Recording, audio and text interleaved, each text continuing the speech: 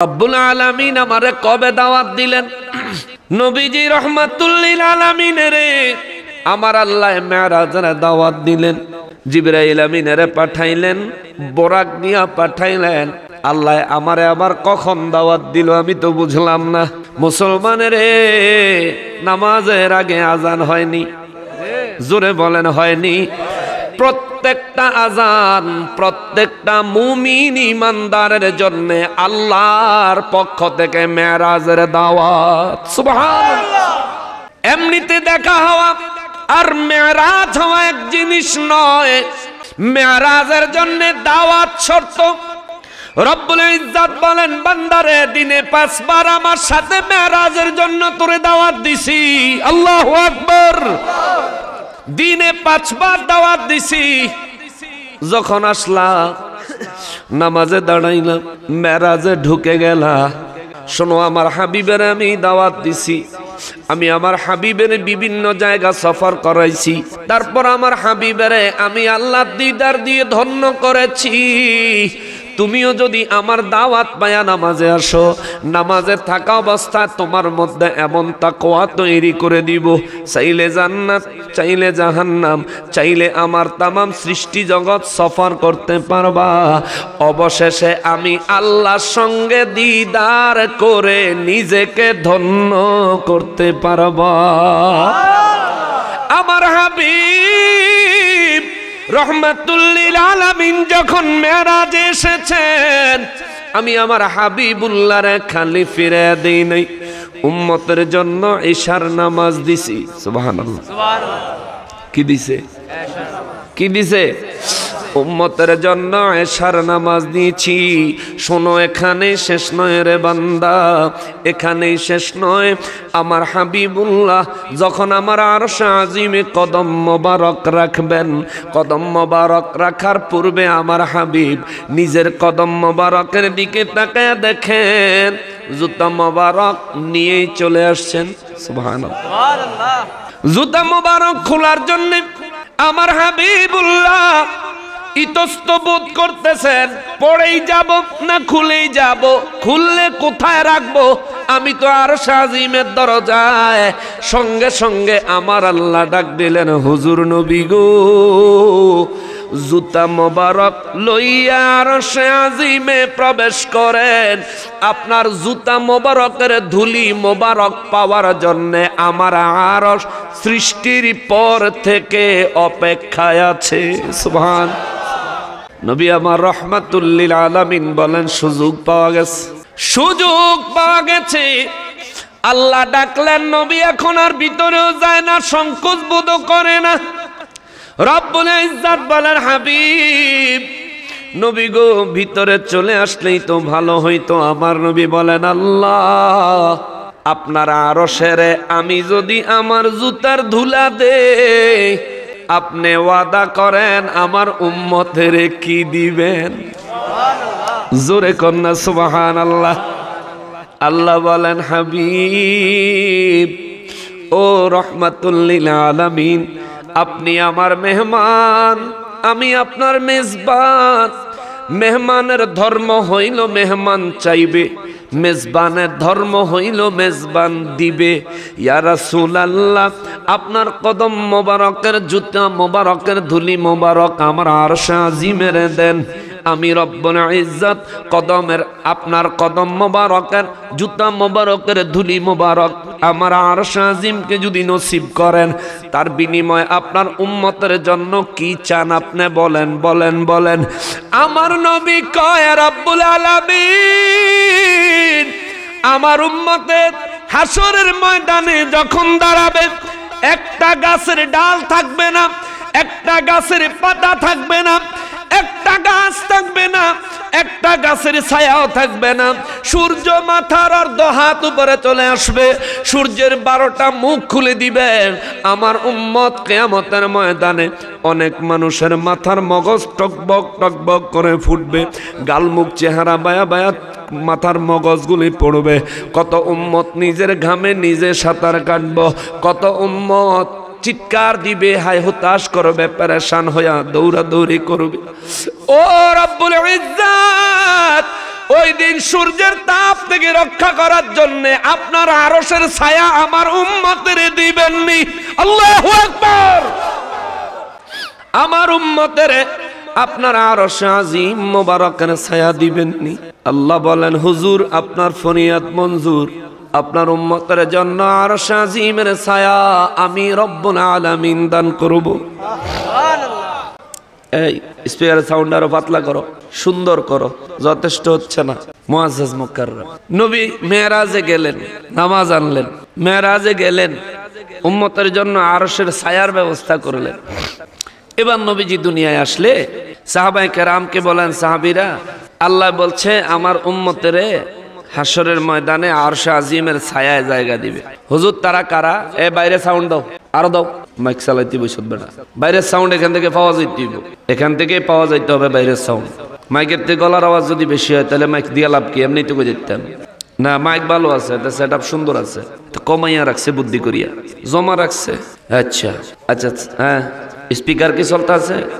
স্পিকারে হালকা করে একেবারে হালকা, স্পিকারে অতিরিক্ত সাউন্ড দিবা না, একটু সাউন্ড কমায় দাও স্পিকারের সাউন্ড। হ্যাঁ, বাইরে যাতে শীষ না দেয়, বাইরে আর একটু কমাও, হালকা একটু কমাও, বাইরে যাতে শীষ না দেয়। আলাপ করে কার লোকে আল্লাহ জানে। জোয়ান ফোলাফাইনের এই এক সমস্যা, জিয়ানো হিয়ানো কানো দরিয়া গাড়িয়া থাকে। আল্লাহ হেদায়েত দিত। মুসলমান, নামাজ হলো মুমিনের জন্য মেরাজ। আমার নবী মেরাজে গেলেন, আল্লাহ নবীজিকে এশার নামাজ দিলেন উম্মতের জন্য। এই তো একটু আগে এশার নামাজ আদায় করলাম। আমার নবী মেরাজে গেলেন, উম্মতকে আরশে আজিমের ছায়ায় জায়গা দিবেন, আল্লাহ ওয়াদা দিলেন। স্টেজে কি হরেন আছে? হরেনের সাউন্ড একটু কমাও, বাইরের হরেনের সাউন্ড বাড়াও, বাইরের একবারে বাইরের গুলো। হ্যাঁ বাড়াও, আরো বাড়াও, বাড়ানো আছে দেন, আমি তো বুঝছি। ওই হ্যাঁ, সাহাবায়ে কেরাম বলেন, নবী গো, ও রহমাতুল লিল আলামিন, আল্লাহ রাব্বুল ইজ্জাত আরশে আজিমের ছায়ায় কারে জায়গা দিবেন? 6 জনের কথা বর্ণনা করলেন। তার মধ্যে একজন হলো ওই যুবক, যে যুবক এক ওয়াক্ত নামাজ আদায় করে মসজিদ থেকে যখন বের হয়ে যায়, সে তার দেহটা নিয়ে দুনিয়ার কাজে লিপ্ত হয়, কিন্তু তার অন্তরটা মসজিদেই পড়ে থাকে। কখন আবার পরের ওয়াক্ত নামাজের সময় হবে, সে আবার মসজিদে চলে আসবে, আল্লাহর কুদরতের কদমে লুটিয়ে পড়বে। জোরে কন্যা সুবহানাল্লাহ। এমন ব্যক্তি আরশে আজিমের ছায়া পাবে। বেশি কমে গেছে বাবা, স্টেজ একটু বাড়াও। এমন ব্যক্তি আরশে আজিমের ছায়া পাবে।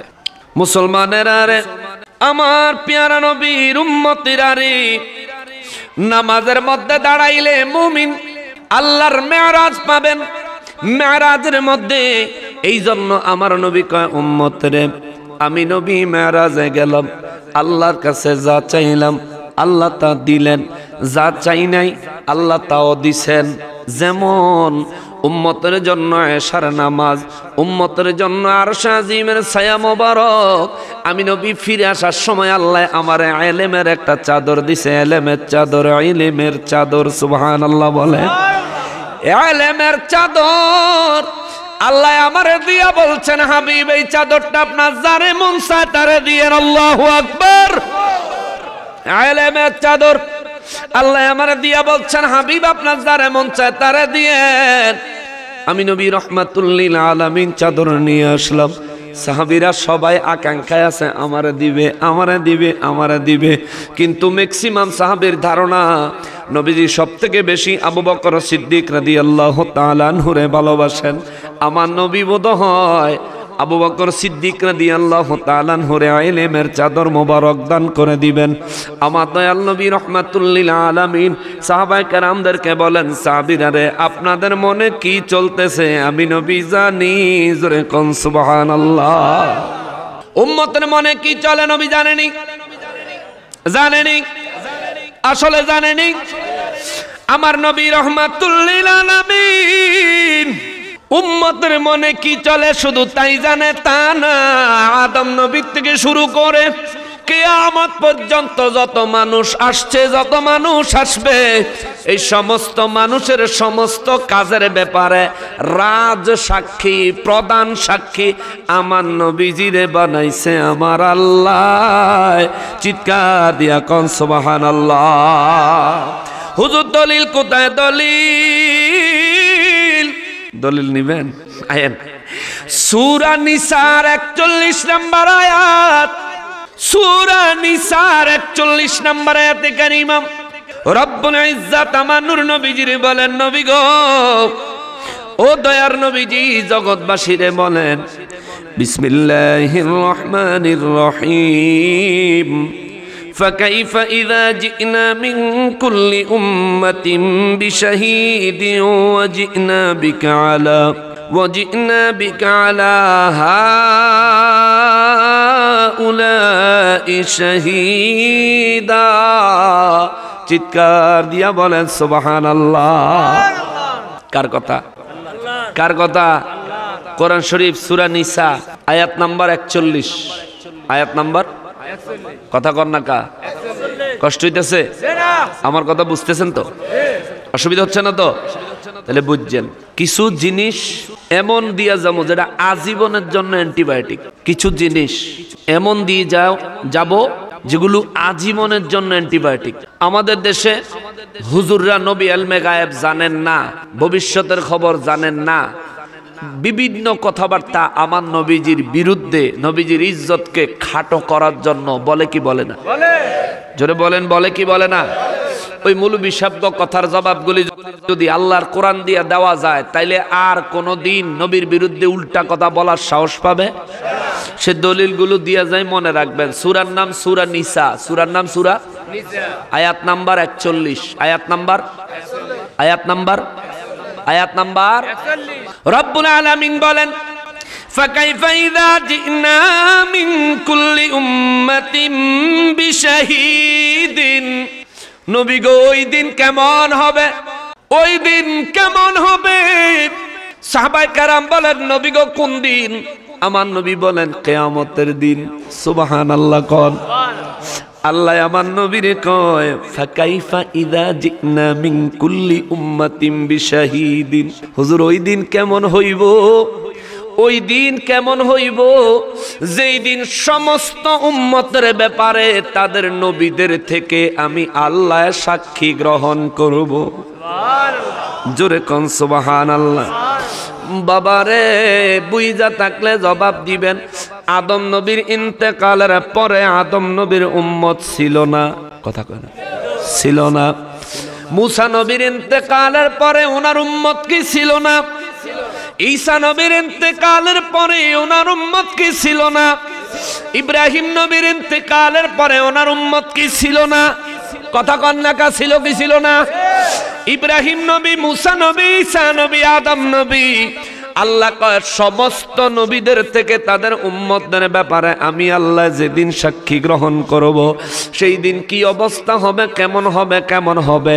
আমার প্রশ্ন হইল, আদম নবীর ইন্তেকালের পরে যেই সমস্ত উম্মতেরা দুনিয়ায় ছিল তাদের ব্যাপারেও আদম নবীর থেকে সাক্ষী নিবে কে? এমি আজরে কোন কে? আদম নবীর ইন্তেকালের পরেও আদম নবীর যে সমস্ত উম্মত, মুসা নবীর ইন্তেকালের পরে যে মুসা নবীর যে সমস্ত উম্মত, ঈসা নবীর ইন্তেকালের পরে ঈসা নবীর যে সমস্ত উম্মত, ইব্রাহিম নবীর ইন্তেকালের পরে ইব্রাহিম নবীর যে সমস্ত উম্মত দুনিয়ায় ছিল, তাদের ব্যাপারেও তাদের থেকে সাক্ষী গ্রহণ করবেন কে? জোরে বলেন কে? এখন ইব্রাহিম নবীর ইন্তেকালের পরে যেই উম্মত দুনিয়ায় আইছে, ওই উম্মতের ব্যাপারে ইব্রাহিম নবী সাক্ষী দিব কেমনে? প্রশ্ন আসেনি? প্রশ্ন আসেনি? প্রশ্ন আসেনি? আমার নবীরে হাজির নাজির কইলে অনেকের জ্বলে রে। হ্যাঁ, আমার নবী হাজির ও নাজির, আমারে দেখে, আমার সব আমলের খবর জানে, আমার প্রত্যেকটা পদক্ষেপের খবর নবীর কাছে আল্লাহ দিয়া রাখছে।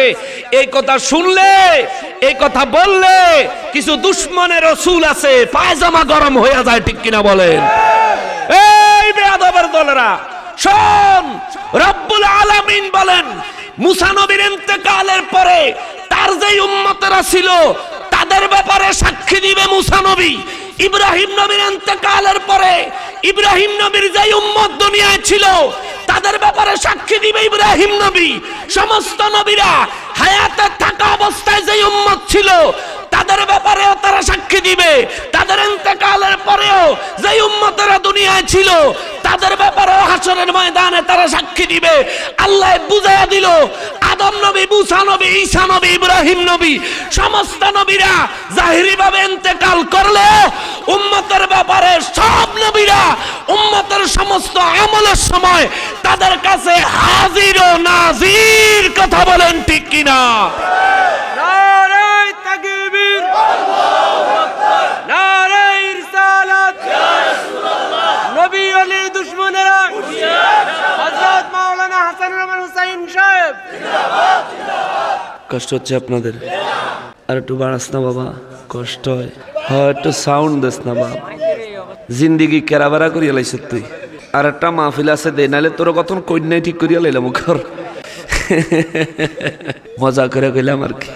বাজান খেয়াল করেন, আদম নবী যদি তার উম্মতের তিনি ইন্তেকাল করার পরেও উম্মতের খবর রাখতে পারেন, এবং শুধু খবর কেমন রাখছে দেখেন। আল্লাহ বলেন, ফাকাইফা ইযা জিনা মিন কুল্লি উম্মাতিন বিশাহীদিন।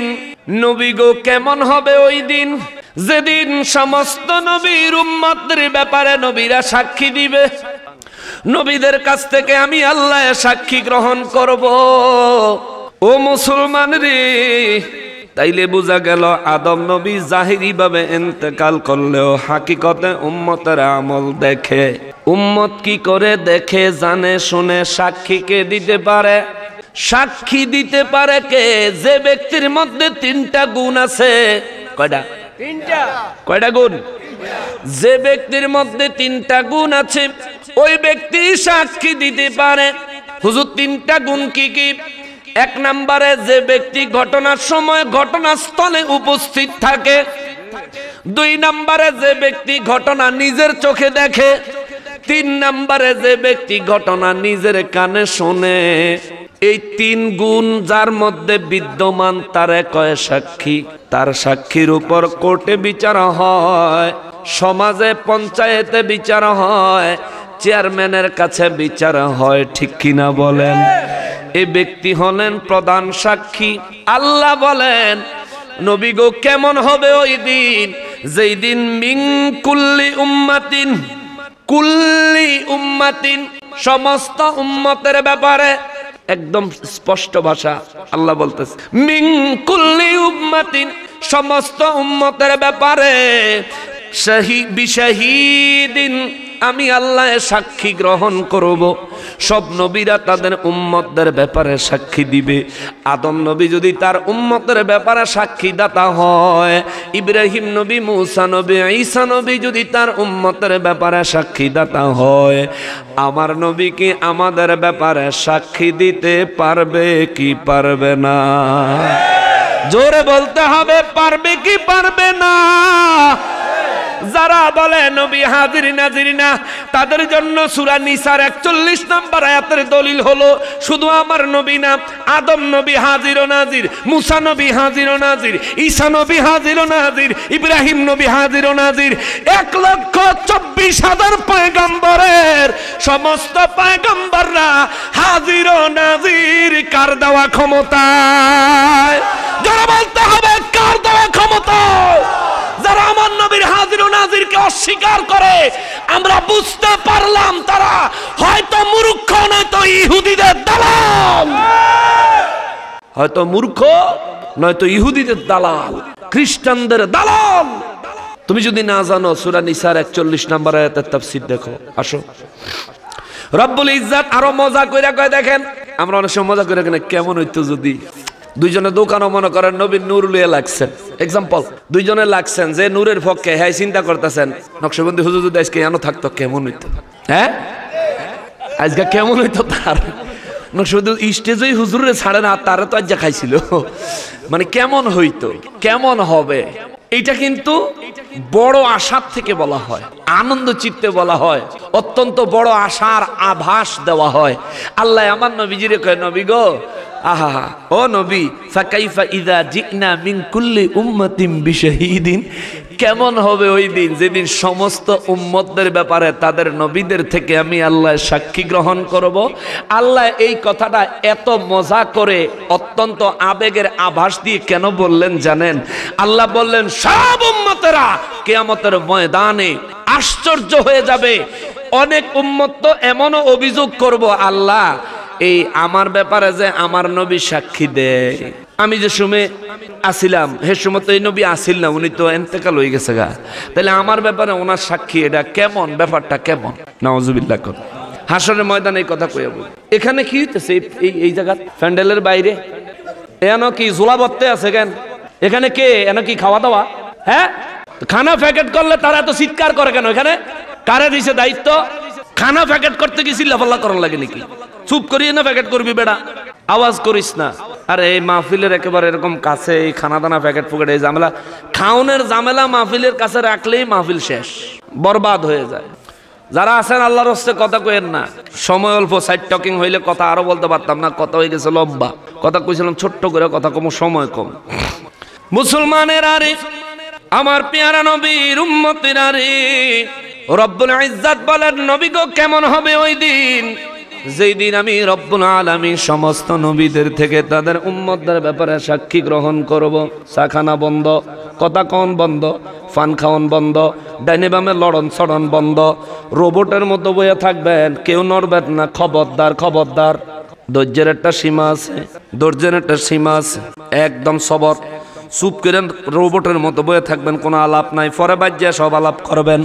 রব্বুল ইজ্জত কয় নবী গো সমস্ত নবীদের উম্মতদের ব্যাপারে আমি রব্বুল আলামিন যখন তাদের নবীদের থেকে সাক্ষী গ্রহণ করব, সমস্ত নবীর উম্মতদের মধ্যে কিছু কিছু বেয়াদ্দপ থাকবে। এই বেয়াদ্দপেরা নবীদের বিরুদ্ধে অভিযোগ করে বসবে। নবী আমার রহমাতুল লিল আলামিন বলেন আমার রব্বুল ইজ্জত এক ব্যক্তিরে ধরবে, তার আমল সম্পর্কে জিজ্ঞেস করবে তুমি নেক আমল করেছিলা কিনা। এই ব্যক্তি বলবে জি আল্লাহ সারা জীবন নেক আমল করছি, জীবনে একটা গুনার কাম করি নাই। আমার আল্লাহ বলবেন তুমি যদি নেক আমল করো তোমার আমল নামায় কিছু নাই কেন, সব খালি কেন? এই বেয়াদবে কইব আল্লাহ আমল করণের দায়িত্ব ছিল আমার, লেখনের দায়িত্ব তো আমার ছিল না। চিন্তা করেন কত বড় বেয়াদব। কব আমল করার দায়িত্ব ছিল আমার, লেখনের দায়িত্ব তো আমার ছিল না। যারা লেখে না হে করে ধরেন, ও মাগো ফেরেশতা করে হে অভিযুক্ত করে দিব। রব্বুল ইজ্জত বলবে তুমি কি বলো? আমার ফেরেশতারা মানবদের সঙ্গে কোনো দুশমনি করে না, মানুষের সঙ্গে কোনো দুশমনি ফেরেশতাদের নাই। ফেরেশতারা নিজের ইচ্ছা কিছু করার ক্ষমতাও রাখে না। আমি তাদেরকে বানাইছি মেশিনের মতো, মেশিনের মতো। যেমন মোবাইল বানাইছে, মোবাইলের কাজ ছাড়া কম্পিউটারের কাজ হবে না। কম্পিউটার বানাইছে, কম্পিউটার দিয়া মোবাইলের কাম হবে না, ঠিক কিনা? ক্যামেরা বানাইছে, ক্যামেরা দিয়া মাইকের কাজ হবে না। মাইক বানাইছে, মাইক দিয়া ক্যামেরার কাজ হবে। আল্লাহ কয় আমি ফেরেশতা বানাইছি মেশিনের মতো। যারা লেখার দায়িত্ব দিছি লেখে, যারা সিংহায় ফু দিতে কইছি ইসরাফিল ফেরেশতারে কইছি, কিয়ামতের দিন ইসরাফিল ফেরেশতারে কইছি সিংহায় ফু দেওয়ান লাগবো। যেদিন নির্দেশ দিছি সেদিন গাত্তিকা মুখে সিংহা লাগায়া বইয়া রইছে। তোকে মানুষের যদি দায়িত্ব দিতাম, যেদিন ফু দেওয়ানোর সময় হইতো হুকুম পাইলে তুই কইতি বাসিটা কই, ঠিক কিনা? তুই কই দিবার বাসিটা কই? আহা কতদিন আগে কইছেন আল্লাহ, এতদিন পরে অনেক কইছেন হু দিতাম, বাসিটা টুকিয়ে লই খান।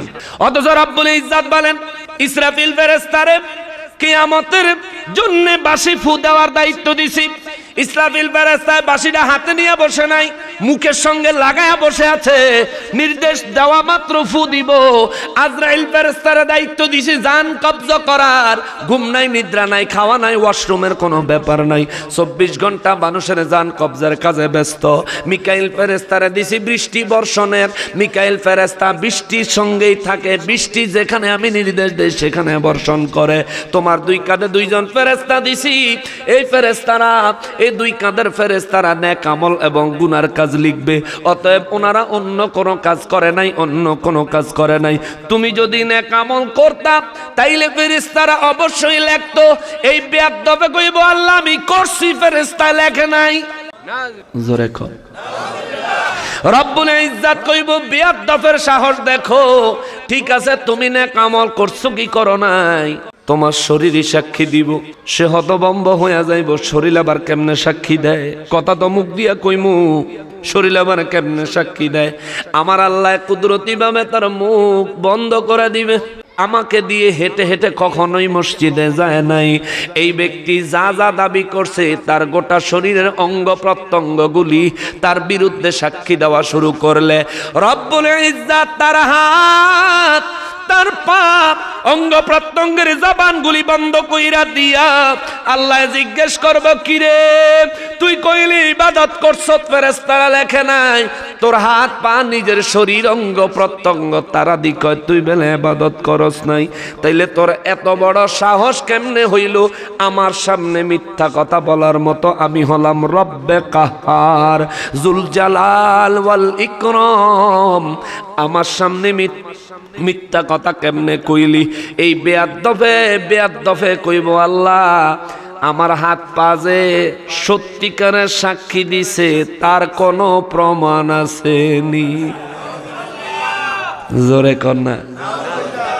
তারে কি পরিমাণে বক্সিং দেওয়ার দরকার? হ্যাঁ, আল্লাহ দেখে সহ্য করব, শুধু আল্লাহ দেখে সহ্য করবো। আমরা তো হইলে কইলে বলে ব্যাকে মিলাকে কতক্ষণ বানাইয়ালা তারে বানা, সাহস কত বড় তেজ! নিজের হাত পাও সাক্ষী দিয়েছে, হিয়ার পরে দিয়ে হাতে কয় বলে এই আর হাত পা যে সত্যি কথা কইছে ইডার কি সাক্ষী আছে? নিজেরে নিজে বিশ্বাস করে না, ফাজিল কত! রব্বুল ইজ্জত তারা অভিযোগ দিব না, গোটা হাসরবাসী আল্লাহ পাকের কুদরতের দিকে তাকায়া থাকবো। এই ব্যক্তির অবস্থা দেখে সবাই হতভম্ব হয়ে যাইব। আরে বাপ রে বাপ, এটা কত নাম্বারের বেয়াদব! আল্লাহ তার নিজের জবান বন্ধ করে শরীরের অঙ্গ প্রত্যঙ্গের জবান খুলে দিল। তার অঙ্গ প্রত্যঙ্গের নিজের শরীরের কথা নিজে বিশ্বাস করে না, কয় সাক্ষী কি? আমার আল্লাহ তখনই আমার নবী বলেন, এই যে সূরা নিসার 41 নম্বর আয়াতে কারিমায় আল্লাহ বলছেন, ফাকাইফা ইযা জিনা মিন কুল্লি উম্মাতিন বিশাহীদিন, আমি আল্লাহ সে যদি মুসা নবীর উম্মত হয় মুসা নবীরে ডাকবো, যদি ঈসা নবীর উম্মত হয় ঈসা নবীরে ডাকবো, যদি ইব্রাহিম নবী আদম নবীর উম্মত হয় আমি তাদেরকে ডাকবো। যে নবীর উম্মত হবে ওই নবীকে আমি আল্লাহ ডাকবো। ওই নবীকে ডাইকা তারে কমু, আপনার এই উম্মত নিজের মুখে অস্বীকার করতেছে, তার শরীর অঙ্গ প্রত্যঙ্গ তার বিরুদ্ধে সাক্ষী দিছে।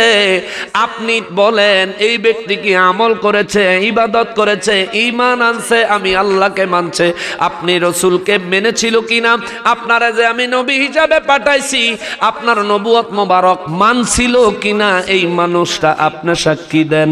মুসা নবী তার উম্মতের ব্যাপারে, ঈসা নবী তার উম্মতের ব্যাপারে, ইব্রাহিম নবী, আদম নবী, 1,24,000 সমস্ত নবী ও রসুলরা তাদের নিজ নিজ উম্মতের ব্যাপারে আল্লাহ যখন ডাকবে, নবীরা কখনো মিথ্যা বলেন নাই, কখনো মিথ্যা বলে না, সেদিনও মিথ্যা বলবেন না। সমস্ত নবীরা বলবে না না আল্লাহ এই ব্যক্তি জবানে যা বলছে তা সত্য নয়। মিথ্যুক কইতো না, খেয়াল করেন, মিথ্যুক বলতো না, বলবো এই ব্যক্তি জবানে যা বলছে তা সত্য নয়, তার হাত পা অঙ্গ প্রত্যঙ্গ যা বলেছে তাই সত্য। আল্লাহু আকবার। এবার আল্লাহ তার জবান খুইলা দিয়া কইব, কিরে ফেরেশতা তোর বিরুদ্ধে, তোর হাত পা তোর বিরুদ্ধে, তোর আমল নামা তোর বিরুদ্ধে, তোর নবীও তোর বিরুদ্ধে। এখন এই বেদবে কইব, আল্লাহ আমি যে সময় ছিলাম সে সময় তো এই নবী আসিল না, এই নবী তো মরে গেছে। আমার নবী মরে গেছে বলেনি? বলেনি? এই সুরের দলেরাও হাসরের ময়দানে বেদবি করার দুঃসাহস করতে পারে, ঠিক কিনা? করতে করতে ওই লোক কইব, আল্লাহ নবীরা তো মইরা গেছে, পচ্চা কইলা শেষ হইয়া গেছে, তাদের কবরে নিজের অস্তিত্ব ছিল না। আমি তখন দুনিয়ায় জিন্দা ছিলাম, আমি আমল করছি না না করছি নবী জানবো কেমবে? ওই নবী কথাটা শোনার সঙ্গে সঙ্গে তার মনে কষ্ট পাইব, চেহারা কুচকায় ফেলবেন। আমার নবী রহমাতুল লিল আলামিন বলেন, যখন এ কথা বলবে নবীদের উপরে যে কেউ যদি অভিযোগ দেয়, নবীদের বিরুদ্ধে কেউ যদি তহমত দেয়, আল্লাহর সহ্য হয় না, আল্লাহর সহ্য হয় না, আল্লাহর সহ্য হয় না। আমার রব্বুল ইজ্জত সেই দিন এই উম্মতের নবীর জবান বন্ধ করে দিবে। এই উম্মতের জবান বন্ধ কইরা দিয়া আমার আল্লাহ সূরা নিসার 41 নম্বর আয়াতে কয়, ওয়াজিনা বিকা হাউলাই শাহীদা। আল্লাহু আকবার। রব্বুল ইজ্জত কয়, নবী গো, ওই দিন কেমন হবে যেই দিন সব নবীদের কাছ থেকে তাদের উম্মতের ব্যাপারে সাক্ষী নিব। তাদের উম্মতেরা যখন তাদের নবীদেরকে অভিযুক্ত করে বসবে, তখন তাদের নবীদের ব্যাপারে, তাদের উম্মতের আমলের ব্যাপারে আপনি নবীর কাছ থেকে আমি আল্লাহ রাজ সাক্ষী গ্রহণ করব। জোরে কন্যা সুবহানাল্লাহ, আর জোরে বলেন সুবহানাল্লাহ। আদম নবী তিনি তার উম্মতের আমল দেখতেন। উম্মতের জামানায় ইন্তেকালের পরেও আদম নবী হাজির ও নাজির ছিলেন আল্লাহর দেওয়া ক্ষমতায়। এই কথার সাক্ষী হলো আমার নবী। জোরে কন্যা সুবহানাল্লাহ। আদম নবী হাজির ও নাজির, মুসা নবী, ঈসা নবী, ইব্রাহিম নবী, 1,24,000 পয়গম্বর সবাই হাজির ও নাজির। সব নবীরা হাজির ও নাজির তাদের উম্মতের কাছে। আমার নবী হাজির ও নাজির। সুবহানাল্লাহ, সুবহানাল্লাহ। আমার নবী হাজির ও, বিশ্বাস করেননি? আজকে যে আমরা এখানে আছি, আমার নবী দেখেননি? আমার নবী ইচ্ছে করলে এখানে তাশরীফ আনতে পারেন কি পারেন না? আরে নবী যদি এখানে আসতেই না পারেন, আমাদেরকে যদি নবী 24 ঘন্টা সিসি ক্যামেরার মতো নাই দেখেন, তাহলে নবী আমাদের ব্যাপারে সাক্ষী দিব কি? আল্লাহ যখন কইবে আপনার এই উম্মতের খবর কি, আমার নবী কইবে আল্লাহ আমি তো মদিনা শরীফে ছিলাম, কেমনে কমু? নাউযুবিল্লাহি মিন যালিক। মুসা নবীর জামানায় আমার নবীর আগমন হইছে। কথা কর। আদম নবী, ঈসা নবী, মুসা নবী, ইব্রাহিম নবীর জামানায় তাদের থাকা অবস্থায়, তাদের জীবদ্দশায় আমার নবী কি জাহিরি ভাবে দুনিয়ায় আগমন করছেন। কিন্তু নুজহাতুল মাজালিস কিতাবের মধ্যে আমার নবী কয়, আদম নবীরে আমার আল্লাহ জান্নাত থেকে যখন জমিনে পাঠায়, আমি নবী তখন আদম নবীর মেরুদণ্ডে। জোরে কন, আরো জোরে কন। আমার নবী বলেন, মুসা নবী তুর পাহাড়ে আল্লাহর নূরের তাজাল্লিতে যখন তুর পাহাড় জ্বলে সুরমা হয়ে যায়, আমি নবী তখন মুসা নবীর মেরুদণ্ডে। আমি যদি মুসা নবীর মেরুদণ্ডে ওই দিন না থাকতাম, পাথরের পাহাড় তুর পাহাড়ের মতো মুসা নবীও জ্বলে ছাই হয়ে যাইতো। আল্লাহু আকবার। খোদার নূরে পাহাড় জ্বলছে, মুসা নবী জ্বলে নাই। এইটার কারণ হলো আমি নবী মুসা নবীর মেরুদণ্ডে। নুজহাতুল মাজালিস 2য় খণ্ড খুলবেন। ওহাবীদেরকে বলি, নবীর দুশমনদেরকে বলি, বেয়াদবের দলের আরে যদি না জানো জানার চেষ্টা করো, অযথা আন্দাজে আমার রাসূলের শানের খেলাফ বক্তব্য রাখিও না। আমার নবীর শানের খেলাফ আকীদা অন্তরে পোষণ করিও না। খবরদার, খবরদার, খবরদার। নুজহাতুল মাজালিস কিতাবে নবী বলেন, আদম নবী যখন দুনিয়ায় জান্নাত থেকে আগমন করেন, তখন আমি নবী আদম নবীর মেরুদণ্ডে। মুসা নবী যখন তুর পাহাড়ে আল্লাহর নূর মোবারকের তাজাল্লিতে তুর পাহাড় জ্বলে যায়, ওই সময় আমি নবী মুসা নবীর পিঠ মোবারকের মেরুদণ্ড মোবারকে ইব্রাহিম নবীর নমরুদ যখন আগুনে ফালায়, আগুন তারে জ্বালায় না। সুবহানাল্লাহ। সব হুজুররা ওয়াজ করে, আল্লাহ আয়াত নাজিল করছে, কুলনা ইয়া নারু কুনি বারদাও ওয়া সালামান আলা ইব্রাহিম। আল্লাহ আয়াত নাজিল করছে, আগুন রে ইব্রাহিম নবীর জন্য ঠান্ডা শান্তিদায়ক হয়ে যাও। কিন্তু এই ওয়াজ যারাই করছে, তারা প্রথম দিয়া আরো একটু ওয়াজ করে, অনেকে করে না, অনেকে করে হুজুর কোনটা? ইব্রাহিম নবীরে আগুনে ফেললে আগুন দাউ দাউ করে জ্বলতেছে। জিবরাইল আমিন তাশরীফ আনলেন, ইব্রাহিম নবীরে আগুনের ভিতরে কয়, হুজুর আপনি বলেন, আমারে শুধু অনুমতি দেন, নমরুদের 14 গোষ্ঠী সহ একেবারে পাহাড় উল্টাইয়া পাহাড়ের তলে ফালাইয়া দিমু, আর নাইলে তাদের জ্বালানো আগুনে তাদেরকে জ্বালাইয়া দিমু, শুধু একটু পারমিশন দেন। ইব্রাহিম নবী বলেন, কেন রে জিবরাইল? জিবরাইল আমিন কয়, হুজুর আপনারে যে আগুনে ফালাইছে আল্লাহর একজন পয়গম্বর নবী, আপনারে আগুনে নিক্ষেপ করার কারণে আমি জিবরাইলের কষ্ট লাগতেছে। ইব্রাহিম নবী কয়, আবার বলো। কয়, হুজুর আপনার জন্য আমার কষ্ট লাগতেছে।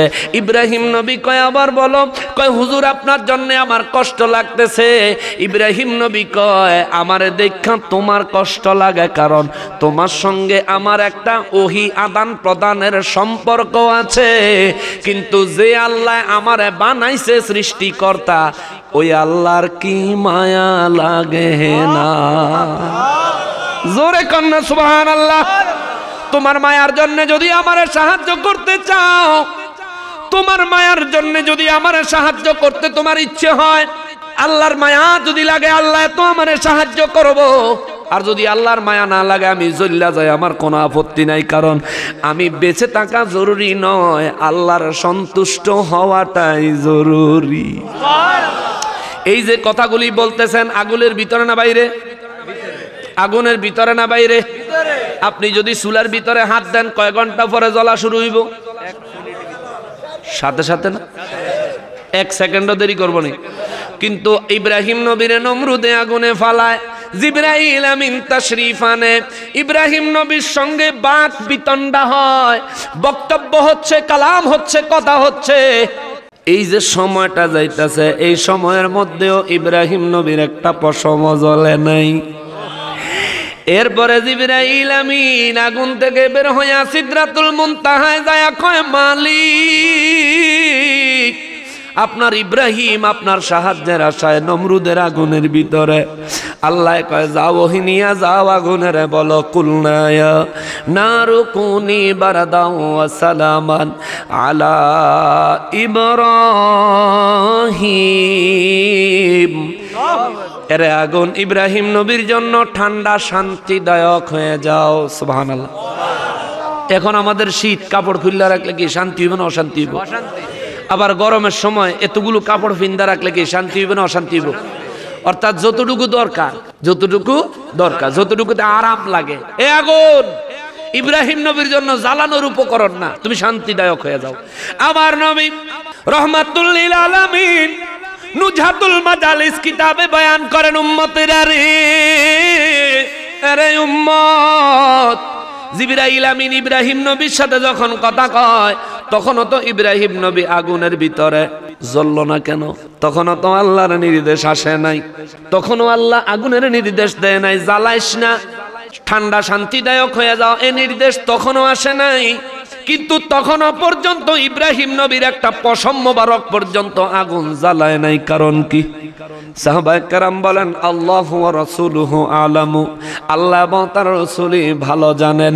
আমার নবী বলেন, সাহাবীরা রে, ইব্রাহিম নবীর সেদিন আগুনে শুরু থেকে জ্বালায় নাই, কারণ হইল ইব্রাহিম নবীর নমরুদে যখন আগুনে ফালায়, আমি নবী তখন ইব্রাহিম নবীর মেরুদণ্ডে। জোরে কোন সুবহানাল্লাহ।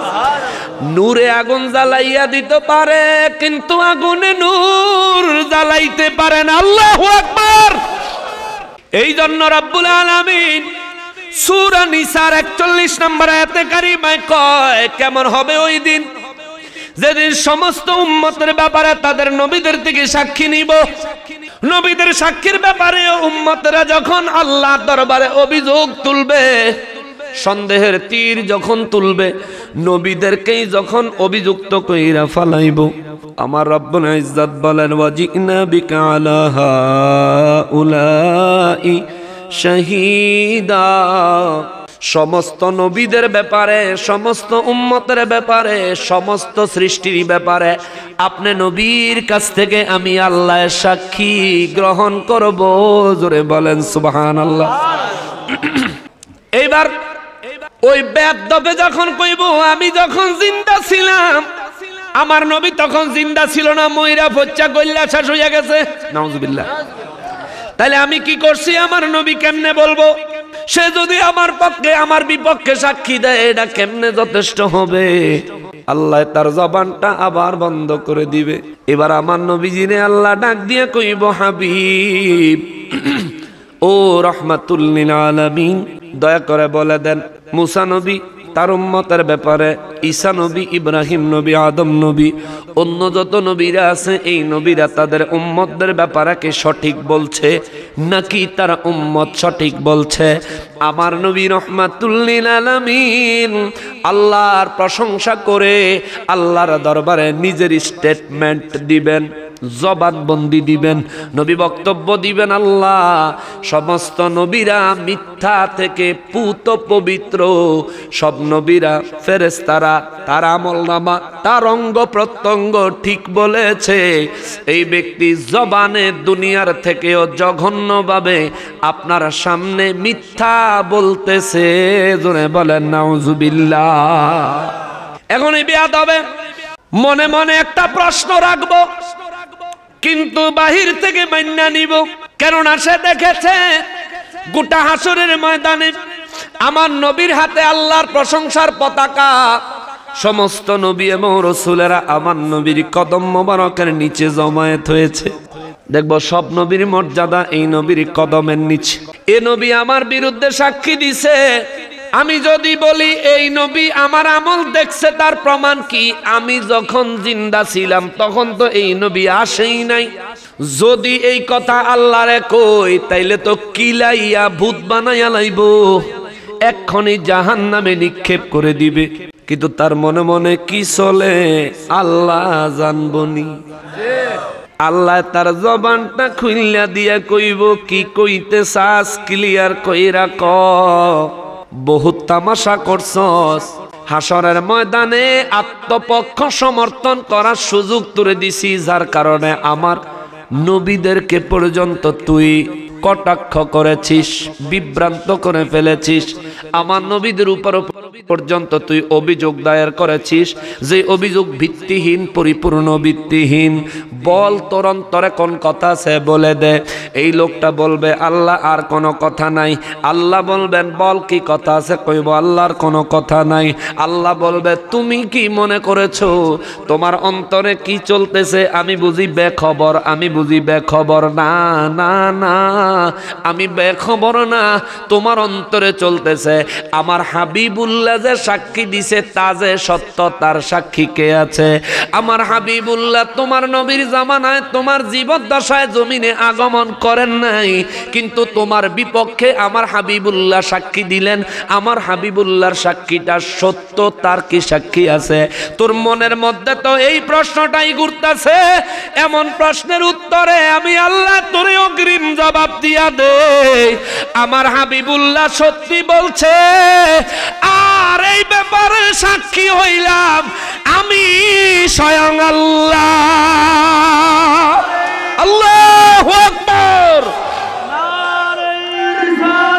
ইয়া রাসূলুল্লাহ, ইয়া পাক, ইয়া রাসূলুল্লাহ, জিন্দাবাদ।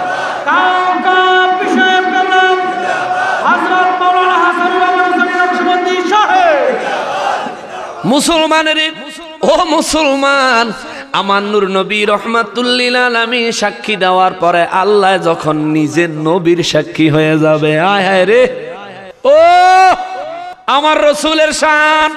আমার রসুলের পক্ষে সাক্ষী হবেন কে? আল্লাহ। আল্লাহ যদি সাক্ষী হয় আর কোনো অভিযোগ করার সুযোগ আছে নি? ফাইসা গেছরে চান্দু, জনমের মতো ফাইসা গেছ। আদম নবীর উম্মত হইলেও ফাঁসছ, মুসা নবীর উম্মত হইলেও ফাইসা গেছ, ঈসা নবীর উম্মত হইলে, ইব্রাহিম নবীর উম্মত হইলেও ফাইসা গেছ। আর আমার নবীর উম্মত হইয়া যদি এই ধরনের চিটিং বাজি হাসরের ময়দানে করার চেষ্টা করস, তাইলে তুই প্রথম ঠেলাই ফাইসা যাবি। কথা কন ঠিক কিনা? রব্বুল ইজ্জত কা নবী গো দুনিয়াবাসীরে বইলা দেন তার উম্মতের পক্ষে নবীদের সাক্ষী, নবীদের পক্ষে আপনার সাক্ষী, আপনার পক্ষে আমি আল্লাহ যখন সাক্ষী দিব, এই বেয়াদব পুরাপুরি ফাইসা গেলে সেইবার কিছু তো কইতে পারতো না, কিন্তু হাসরের ময়দানে সে মনে মনে ভাবব ইয়াউমা ইযি ইয়াওয়াদ্দুল্লাযীনা কাফারু ওয়া আসাউর রাসূলা আয় হায় ওয়া আসাউর রাসূলা লাউ তুসাওয়া বিহিমুল আরদ। সুবহানাল্লাহ।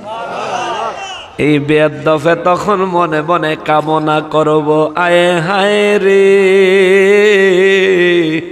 নবীদের সাথে দুশ্মনী করার আগে, আল্লাহর উপর কুফরি করার আগে, অর্থাৎ আল্লাহ কইছে আমি দোষী, আমি যদি মাইনা নিতাম, অস্বীকার না করতাম, নবী আমার বিরুদ্ধে সাক্ষী দিছে, আমি যদি মাইনা নিতাম, অন্য সাক্ষী না তালাশ করতাম, এই ব্যক্তি চিন্তা করব, কামনা করব। আল্লাহ নিজে কয়, আল্লাহ নিজে বলতেছে 42 নম্বর আয়াত, ইয়াউমা ইযি ইয়াওয়াদ্দুল্লাযীনা কাফারু, ওই দিন এই বেয়াদব মনে মনে ভাববো যদি আমি কুফরি না করতাম, ওয়া আসাউর রাসূলা, যদি রসুলদের বিরোধিতা না করতাম। আমাদের সমাজে আমার রসুলের বিরোধিতা করেন না মানুষ আসেনি? ফাইসা গেছো চান্দু, 1450 বছর আগে তুই ফাইসা রইছ, তোর খবর নাই, ঠিক কিনা বলে?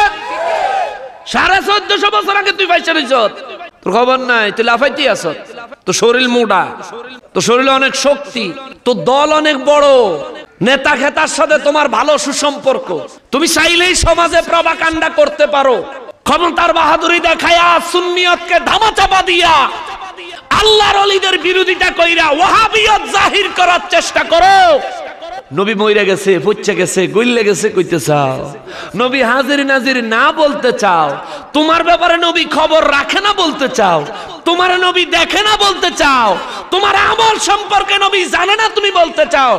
এবারে শোন, কিয়ামতের ময়দানে তুই যখন দাঁড়াবি তোর অবস্থাটা এমন হবে। শোন, ইয়াউমা ইযি ইয়াওয়াদ্দুল্লাযীনা কাফারু ওয়া আসাউর রাসূলা, আল্লাহ কয় যারা কুফরি করছে এবং রসুলদেরকে অস্বীকার করছে, রসুলদের সাথে বেয়াদবি করছে, রসুলদের অবাধ্য হইছে, লাউ তুসাওয়া বিহিমুল আরদ, এই ব্যক্তি সেদিন কইব হায় হায় রে, যদি আমি মাটি হইয়া যাইতাম।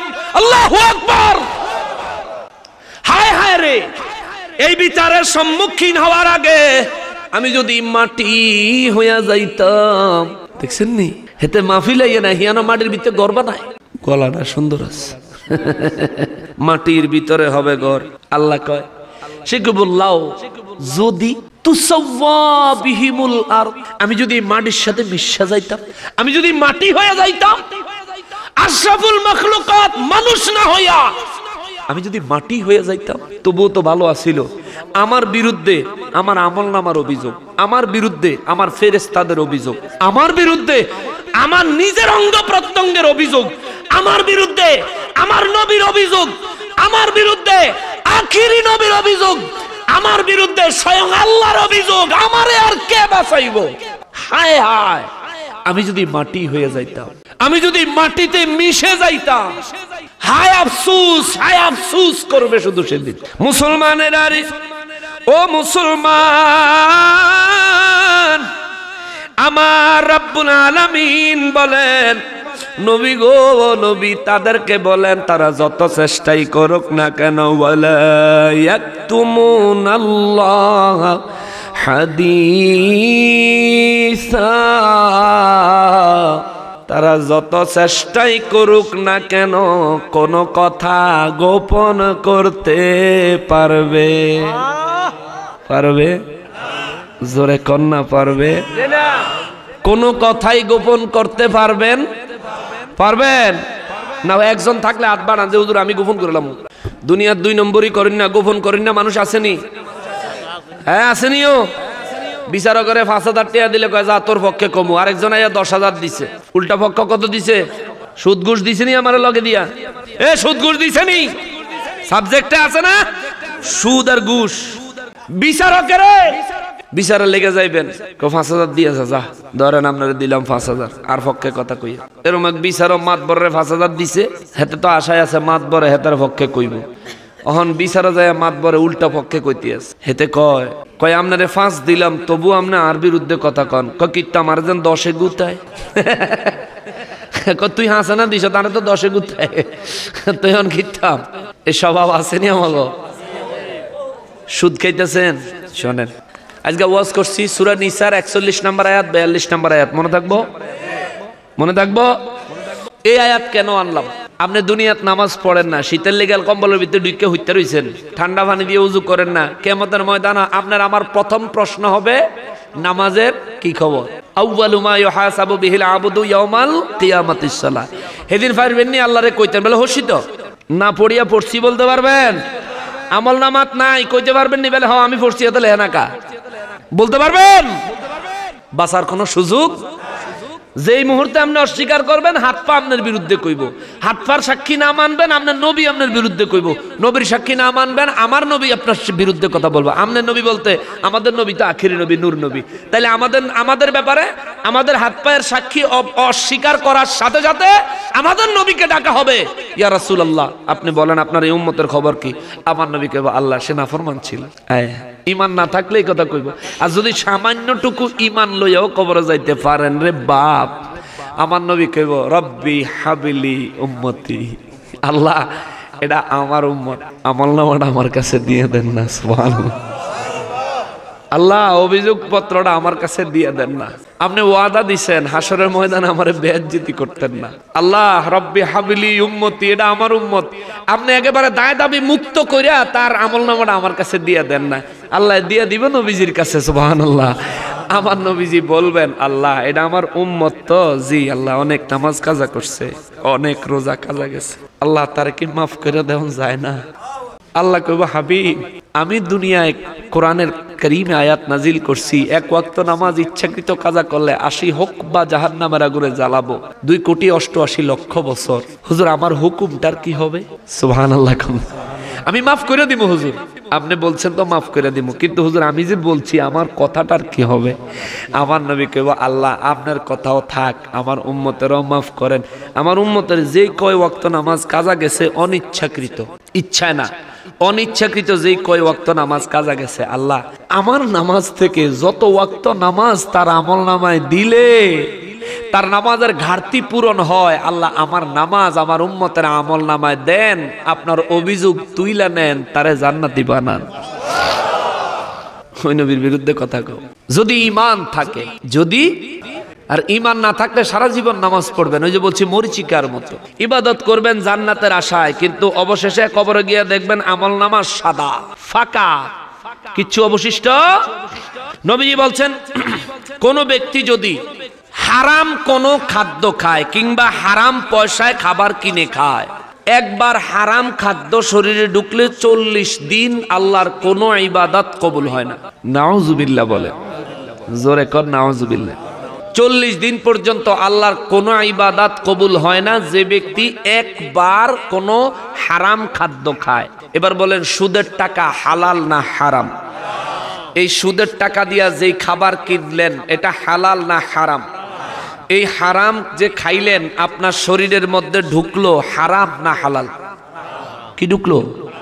এই হারাম খায়া আপনি নামাজের প্রথম কাতারে দাঁড়ান, মক্কা মদিনা শরীফে যায়া মক্কা শরীফে কাবা শরীফের মুলতাজিমে দাঁড়ায়াও যদি আপনি নামাজ পড়েন, নবী বলছেন 40 দিন আপনার ইবাদত কবুল হবে না।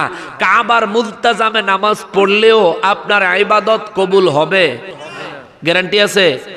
হবে গ্যারান্টি নাই, কিন্তু নামাজ যে কবুল হইতো না এইটার গ্যারান্টি আছে, ঠিক কিনা বলে?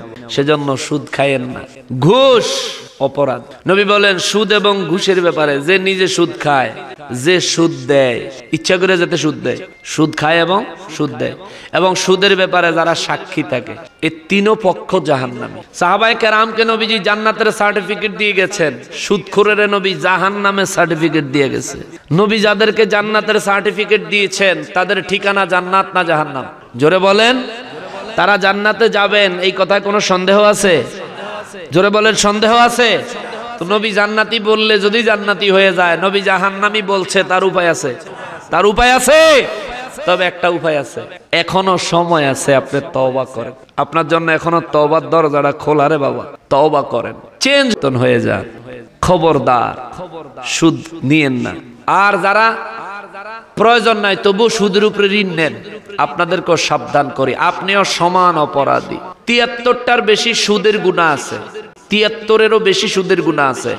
সব থেকে ছোট গুনাহটা হইল নিজের মায়ের সঙ্গে ৩৬ বার, কোন বর্ণনায় আসছে ৪০ বার জিনা করার সমতুল্য গুনাহ।